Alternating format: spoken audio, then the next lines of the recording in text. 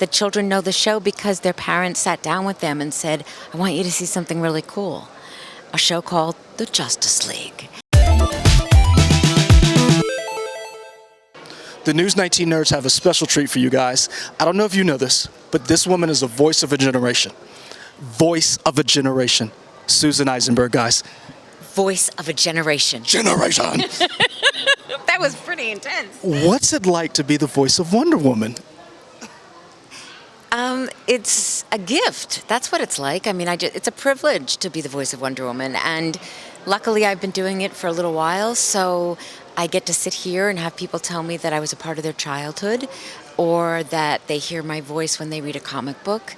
So it's been the gift that has just kept on giving, frankly, and I'm still pinching myself.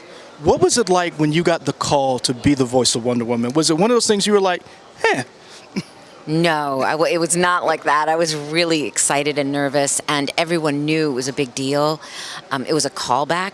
We had an audition at our agent's office, then we had to go to Warner Brothers and audition in front of Bruce Timm and Andrea Romano. And Bruce showed me a picture of what we now know Diana to look like from the Justice League. And they had me read some dialogue, and they gave me a little direction, and then I just went on my way.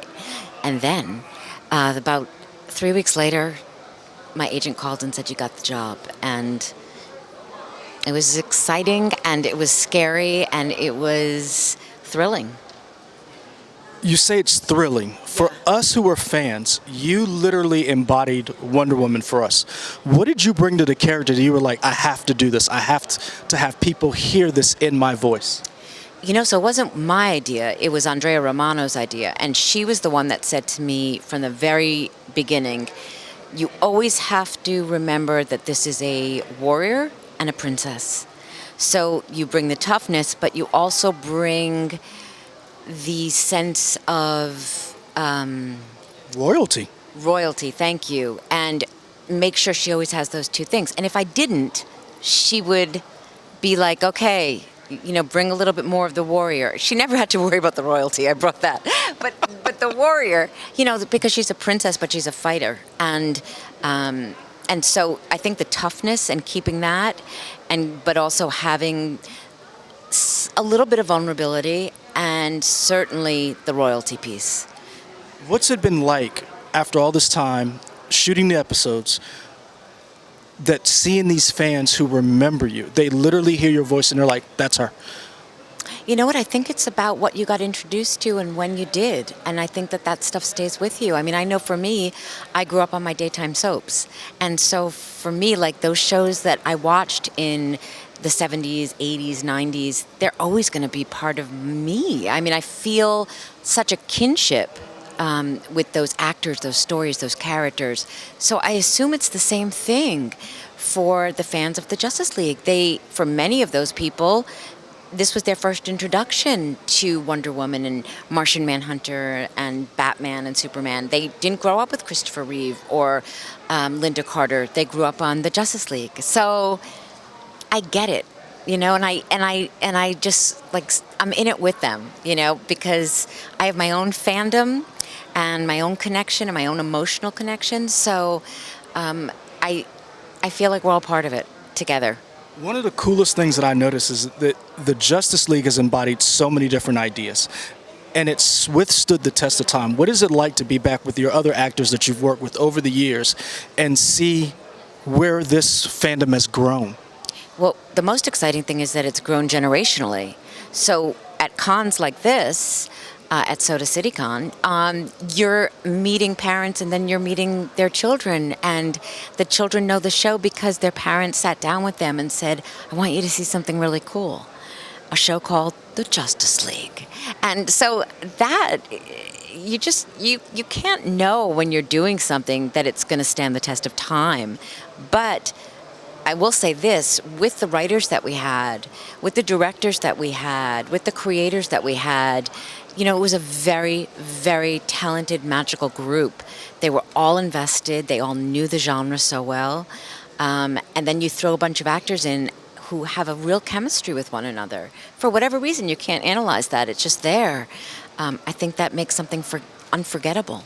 One of the things that I notice is you started out being Wonder Woman in the comic. I mean, in the cartoon, the animated series. The No, one- not animated. the- If only the Wonder Woman animated series. I Where's wish. that? Oh. I know. But- I know. Correction, nerds will get us. But one of the things, you started doing the cartoon, and people were like, if we're going to do a video game, we have to get the voices from the cartoon. What was that like, knowing that people were like, if this is my Wonder Woman, this is the person who must portray Wonder Woman for us? Well, it's beyond, you know, it's so dear to me. I mean, that's all I can say. It's so dear to me because there's such loyalty to it and to me, and I appreciate it. I think that sometimes the powers that be listen to that, and sometimes they don't. You know, so when they do, and I get the call do a video, Injustice or DCU Online or Injustice, this baddie. This small game. This small game, Injustice 2.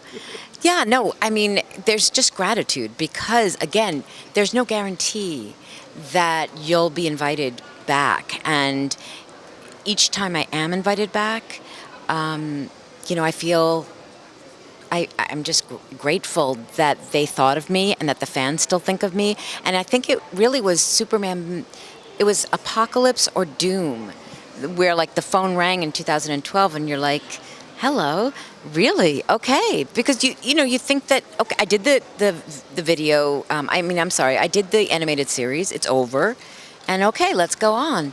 And then to have it come back around and to have it keep coming, we just did this. And what was so thrilling about this movie was that Wonder Woman and Batman and Superman are all drawn like they were in this. So, you know, I didn't know that was going to be the case until I got to the studio. I knew Bruce Timm was doing it, and I knew that, you know, he loved the show, but I had no idea that we were going to see Batman, Wonder Woman, and Superman look like that again, and hear the music cues from the original series. Now, the only negative thing I will say is there are a lot of spouses out there that probably hate this because I buy DVDs, and then when they came out to Blu-ray, I bought that. Yeah. And she's like, don't you already own all of this? And I was like, yeah, I own one version of it, but I must own it all.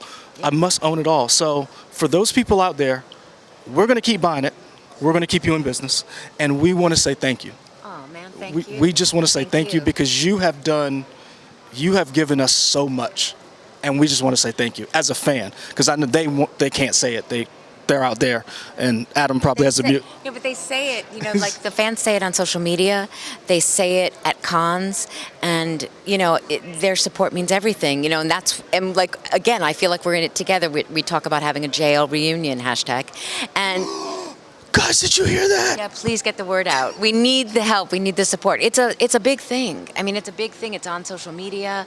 There are 2 accounts on Twitter specifically for this. And Bruce Timm has said on the record that if this does well, we get a movie with all of these characters. So support this hashtag. Did you hear this, guys? Reunion at Warner Brothers Entertainment. So that's what we're hoping for. You guys now have a mission. If you choose to accept. Mind blown. I said I will not embarrass myself in this video. I see I have failed. No, you haven't. You're I want to say thank you. My pleasure. Thank you. Thank you. Guys, Leroy Green for News 19 Nerds. The wonderful, the beautiful Warrior Princess. Thank you. Thank you.